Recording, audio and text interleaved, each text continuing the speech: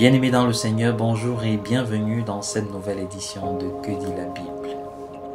Il nous arrive souvent d'agir, de parler et de regretter la minute d'après. Ça s'appelle l'impulsivité. L'impulsif, c'est celui qui agit sans réfléchir. C'est celui qui agit sans prendre le temps de mesurer les conséquences. Que dit la Bible à ce sujet? Alors nous avons choisi pour cette édition d'évoquer la figure de quelqu'un qui a incarné l'opposé de l'impulsivité, la tempérance. Et cette personne n'est nulle autre que le Christ lui-même. Oui, bien-aimé du Seigneur, la vie de Jésus est en soi un modèle, le modèle par excellence de la tempérance. Lorsqu'on annonce à Jésus, par exemple, la mort imminente de son ami Lazare, Jésus accueille la nouvelle avec beaucoup de calme. Il prend d'ailleurs son temps. Lorsque Jésus est sollicité pour la fille de Jaïr, Jésus prend son temps. Il arrive d'ailleurs quand la gamine est déjà décédée. Lorsque les pharisiens acculent Jésus de questions, Jésus prend son temps. En voilà le cas de la femme adultère, où Jésus prend véritablement son temps avant de rétorquer à ceux-ci que celui qui est sans péché lance la première pierre. Oui, bien-aimé dans le Seigneur, Jésus est le modèle par excellence de la tempérance.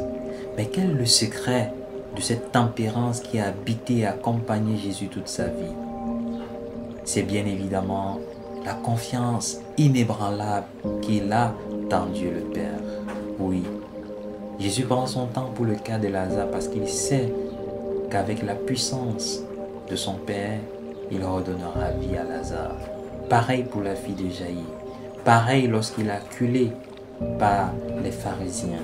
Il sait qu'il a la réponse à chaque question. Jésus fait tout avec son Père. C'est pourquoi plusieurs fois on voit Jésus qui se met à l'écart pour prier. Oui, bien-aimé dans le Seigneur, le secret de la tempérance est dans cette vie de communion parfaite avec Dieu le Père.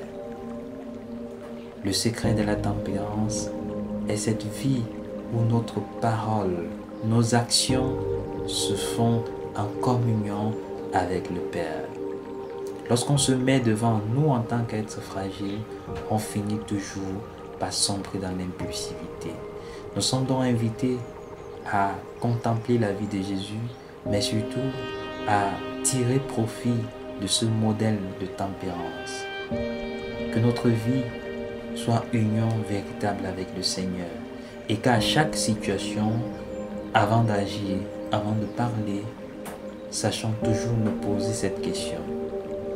Qu'aurait fait Jésus à ma place? Que cette question guide nos actions et nos pensées et nos paroles.